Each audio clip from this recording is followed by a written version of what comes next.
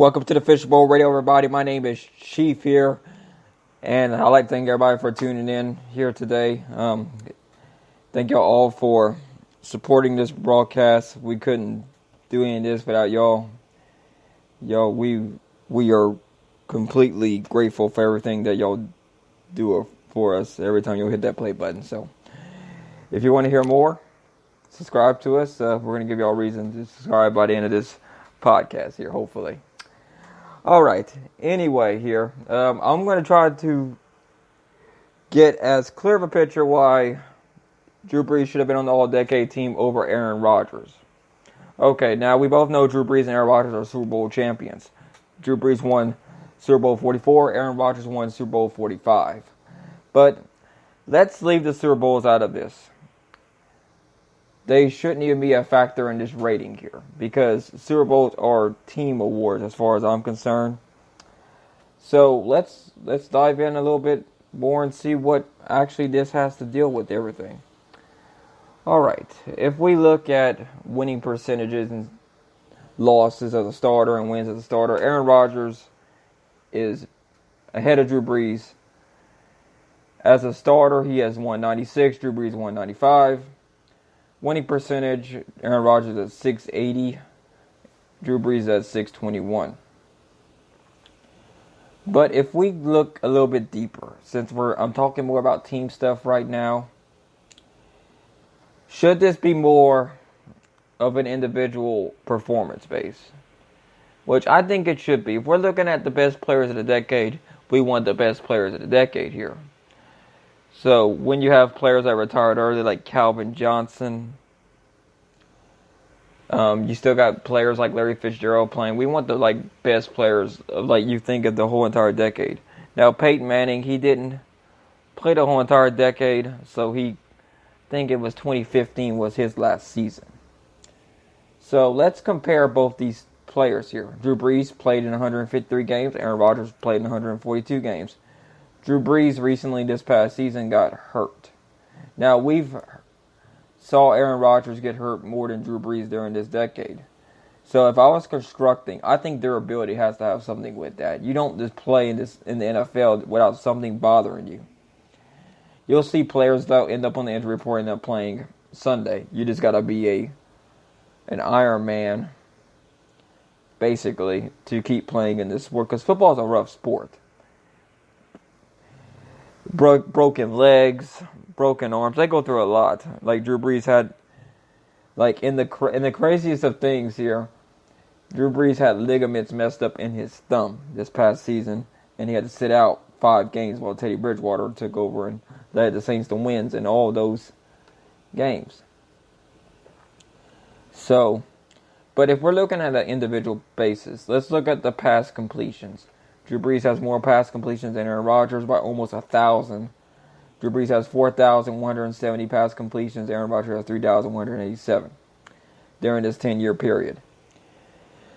Passing attempts, Drew Brees 5,997. Aaron Rodgers 4,925. Now, you're probably wondering, well, Drew Brees threw the ball more, so he should have more yards.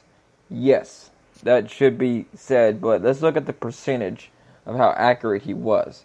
Completion percentage throughout this whole entire decade, Drew Brees was a 69.5%. Aaron Rodgers was a 64.7%.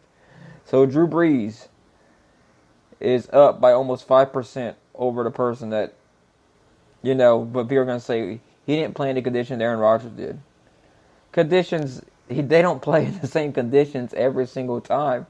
It's going to snow in Green Bay. They probably run the ball more anyway, so Aaron Rodgers should have a higher completion percentage because he doesn't have to throw the ball as much.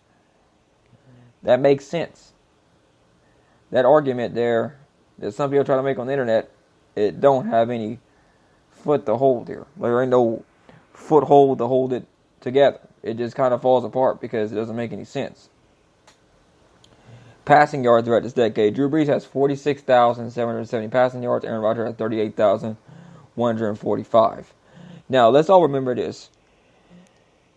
The Saints, back in 2012, when that whole bounty game came out and Sean Payton was suspended for the whole entire NFL season. Drew Brees didn't even have a head coach. and he still put up great numbers that year. If you look at what Drew Brees did in 2012, he had a 5,000-yard passing season, and that was without Sean Payton. So, I mean, you can't say it ain't just a coach. I mean, Drew Brees, up until 2018, he threw 4,000 yards every single season from 2010 to 2017. That is amazing. So let's look at Aaron Rodgers. Aaron Rodgers has never reached 5,000 yards this whole entire decade. Not the closest he got to 5,000 yards was in 2011. He had 4,643 yards.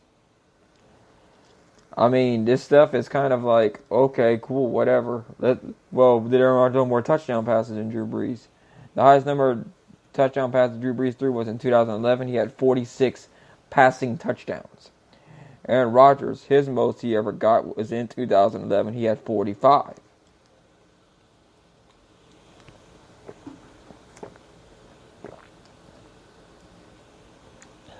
I still think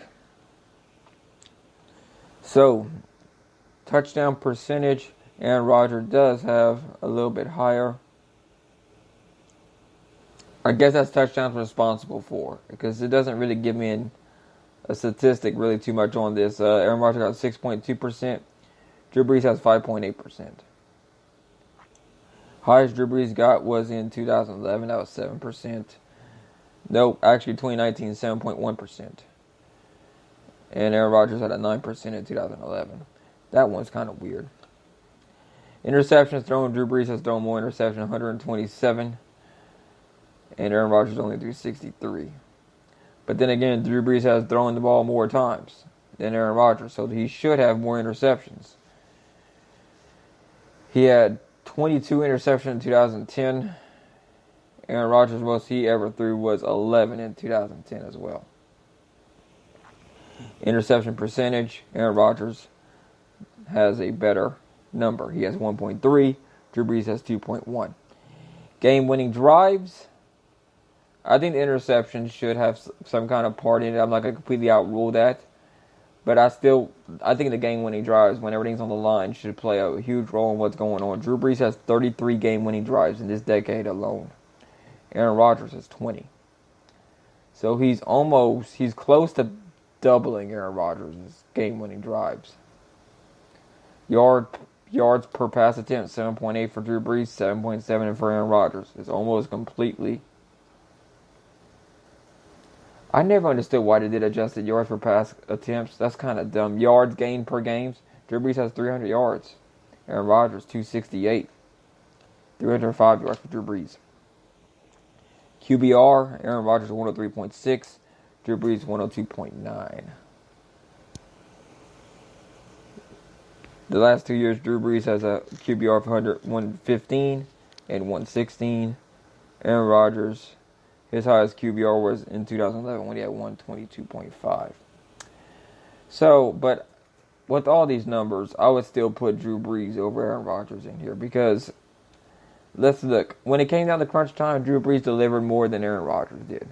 That's just plain and simple. If I have a team driving in the last part of the game, I want the guy that's won more game-winning drives than the guy that hasn't done that.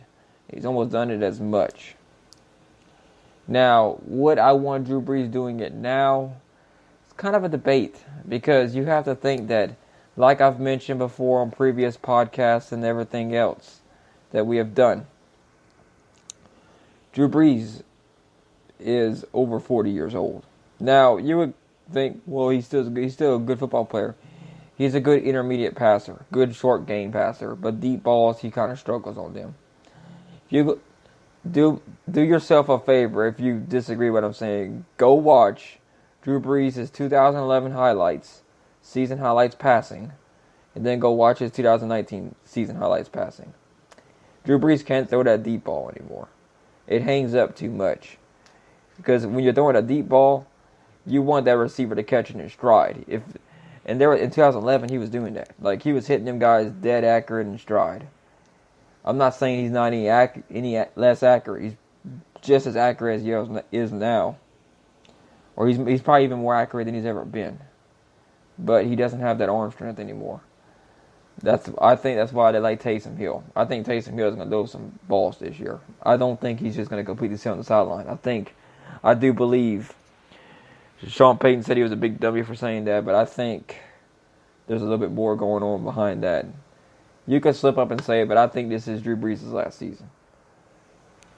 I think that injury kind of woke him up a little bit. He did the 2-year thing not to save as much cap. That's my hot take for today. I think 2020 will be Drew Brees' last season if we have an NFL season in 2020. I think we will have a season.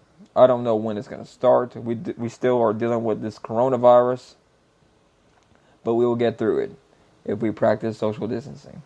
But that's a whole nother topic for a whole nother day. Now, let's see. Now, people want to bring up defense. Defense is a very part of winning championships, as y'all know. In 2009, the Saints didn't have that great of a defense, but they were good at taking the ball over. They took the ball over. They were the third-ranked defense in taking the ball over that year. So, in that, they were 25th in yards and 20th in 2009. But we don't count 2009 because that wasn't part of the decade. So, I'm going to run through these real quick in order of what they were ranked so you can get an idea how the Saints defense did. They have it all separated into points and yardage and stuff. So, let's see how they did. In 2010, in points, they were 7th. Then they went up to 13 in 2011, 31st in 2012, and 4th in 2013, 28th in 2014, 32nd in 2015, 31st in 2016, 10th in 2017, 2018 they were 14th, 2009 they were 13th in points against. All right, so in yards, let's go back to 2010. They were 4th in yards given up, 24th in 2011, 32nd in 2012. They actually gave it the most yards in NFL history that year. 2013 they were 4th, 2014 they were 31st, 2015 31st again, 2016 27th, 2017 17th, 2018 14th, and 2019 11th. All right. So let's look here. Just in the yardage alone, they've only had 1 year where they were in the top 10 in yardage. I mean, two times. My bad. There were 2 years they had top 10 in yardage. And the points, they were only at top 10 in the points 3 times. Okay. So let's look at Green Bay. All right. Let me go through the ranks here. In 2010, Green Bay, they were 2nd in points. Then in 2011, they were 19th. 2012, 11th. 2013, 24th. 2014, 13th. 2015, 12th. 2016, 21st. 2017, 26th. 2018, 22nd. 2019, 9th. And then in yards, we go back down to 2010. They're ranked 5th in yardage. 2011, they were 32nd. 2012, they were 11th. 2013, they were 25th. 2014 was 15th. 2015, they were 15th again. 2016, 22nd. And 2017, they were 22nd. 2018, 18th. And 2019, 18th. All right. So the Saints only had it 4 times they were in the top 10 in either category.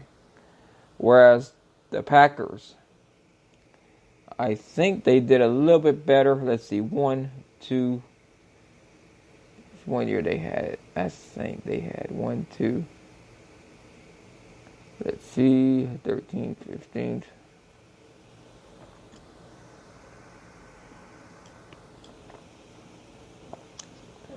They had 3 categories, but they just missed the top 10. In 2015, they were 12th. In 2012, they were 11th. So if we were to average all of them up, I think the Saints would be a little bit higher because they had 30 seconds.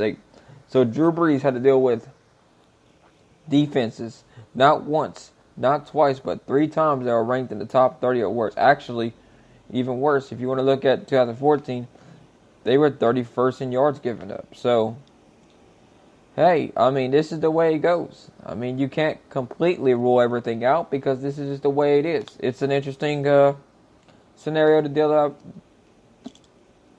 to devolve yourself in and see what happens.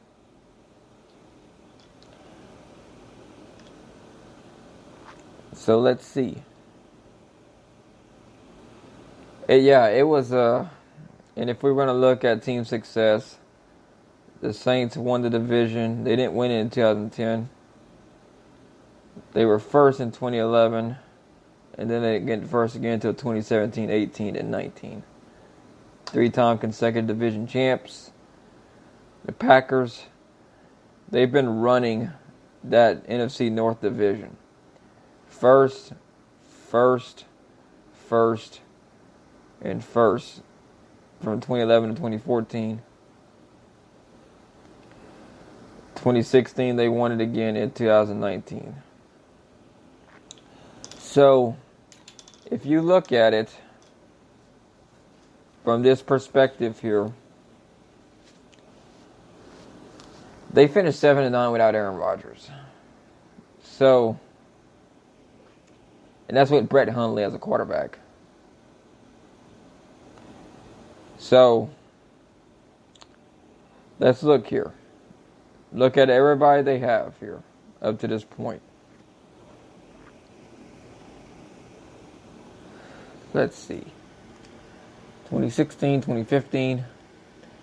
2015, they finished second. So, they've won a lot of this division, the NFC North, which includes the Bears, which they have been recently. They have been just absolutely awful. The Vikings, they've had a lot of postseason success. Kind of recently, they got rid of Teddy Bridgewater, but they've been kind of hit and miss, kind of in the playoffs. And I mean, the Saints haven't had the best luck against the Vikings in the playoffs recently. They've lost twice to them in recent years.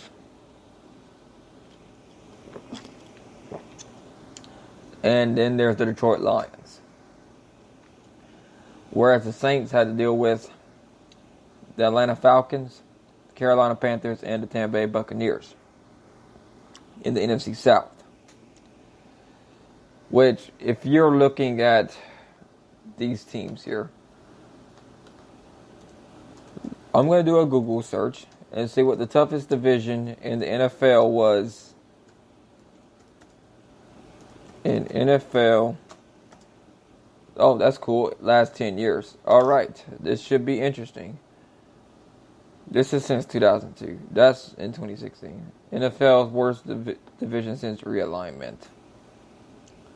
Let's see.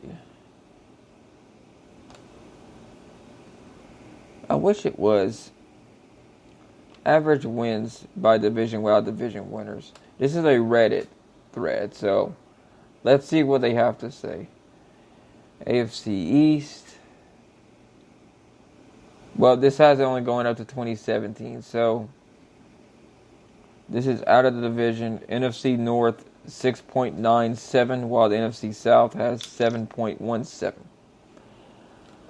Now, that data is going to be it's old, it's outdated, so let's see if we can find something else here.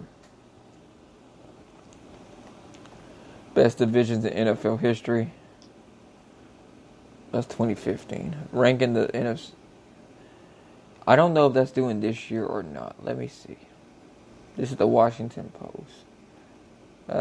This is in 2018. I want it to be.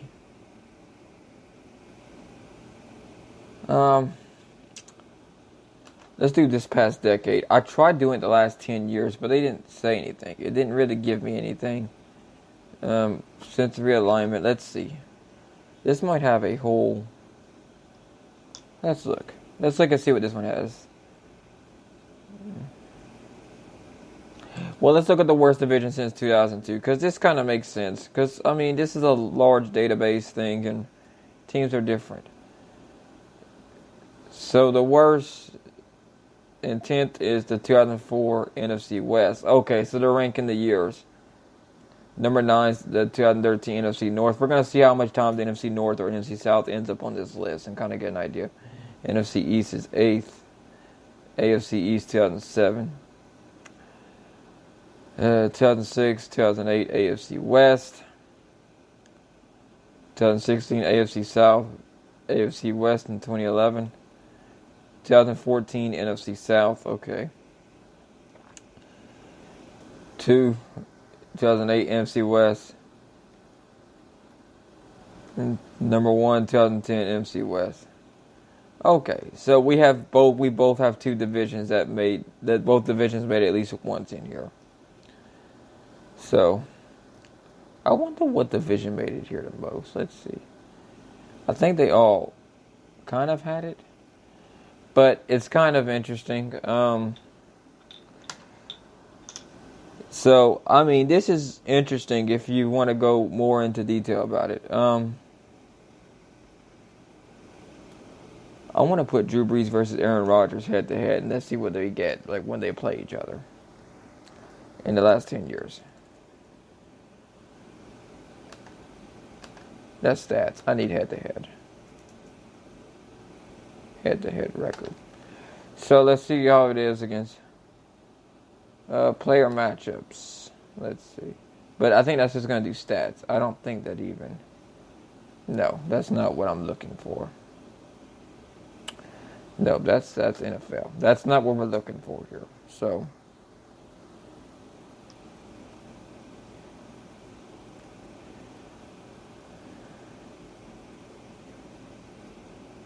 New Orleans Saints head-to-head records. Okay, so this is all time. So the Saints had a terrible franchise when they first started, and they were bad until like they were 9-16. But let's look at all the games. Okay. So I'm kind of glad they have this option on this website here, Pro Football Reference. Yeah, I'm looking at all the old. Ooh, that's brutal. So once again, let's see here. The Saints have played Green Bay within the last decade 4 times, and they have come out to be 2-2 against him. But if we're going to go outside and try to get I guess you can say, if you want a full disclosure, where, let's see, Aaron Rodgers took over as starting quarterback for the Green Bay Packers in 2008 because they got Brett Favre decided to retire, then tried to come back, and then they traded him to the Jets, and that whole ordeal happened there. So let's see here, all matchups. So since Aaron Rodgers became a starter, the Saints are 3-2 against the Packers. They beat them in 2008 by a score of 51-29. Then they lost 34-42 in 2011. In 2012, they lost again, 27-38. 2014, they beat the Packers 44-23. In 2017, they beat the Packers again, 26-17. So Brees was active in all those games. So, I mean, because they were on, the latest one was that November 24th game. The 2 were in September, and the other 2 were in October. So they were going to obviously be playing those games because nobody had clinched a playoff spot by that point in that season. So it's obvious they were going to continue playing. It's just the way it is. So I gave a lot of information out there to y'all. So what does all this mean?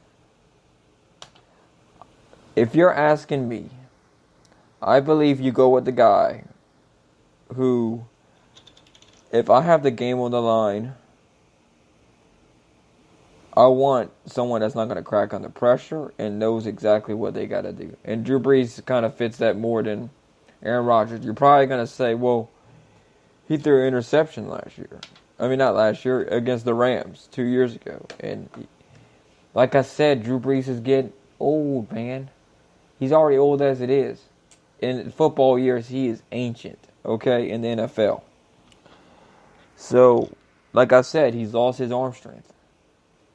I'm not going to hold the last 2. Well, I mean, what he did the last 2 years hasn't really helped the Saints too much in terms of coming down to, like, clinch things, like, in the end of games. It's kind of, he's gotten in the way a little bit. That's why you think they had to bring in Taysom Hill to that long pass against the Vikings. Remember that? during the playoffs. Because I think everybody knows that this is going to be Drew Brees' last season. I completely expect it, and this is why they had to do what they had to do. I don't blame them at all for doing what they had to do. So I believe that Drew Brees should have been included over Aaron Rodgers. If you disagree with me, leave a comment or message us on Facebook. Or if you're gonna leave a comment, try not to be biased. If you're a Green Bay Packer fan and you think Aaron Rodgers is better than Drew Brees, give me some statistics and give me something. Don't just say I think Aaron Rodgers is better than Drew Brees. Try to prove to me that he is. You try to use some information. Because I spewed out a bunch of information just now.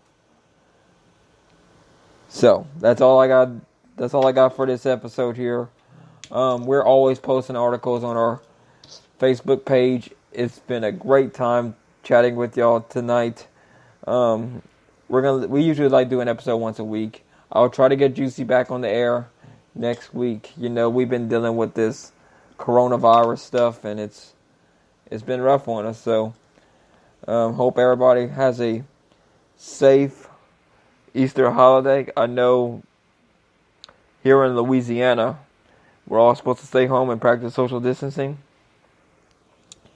So, I know how bad everybody wants to go visit their families, but we can always go celebrate Easter at a later time if we have to. We don't need to be putting people's lives in danger that are like sick and stuff like that. I'm gonna be staying over here. So we'll see what happens. Thank y'all for a wonderful episode here today.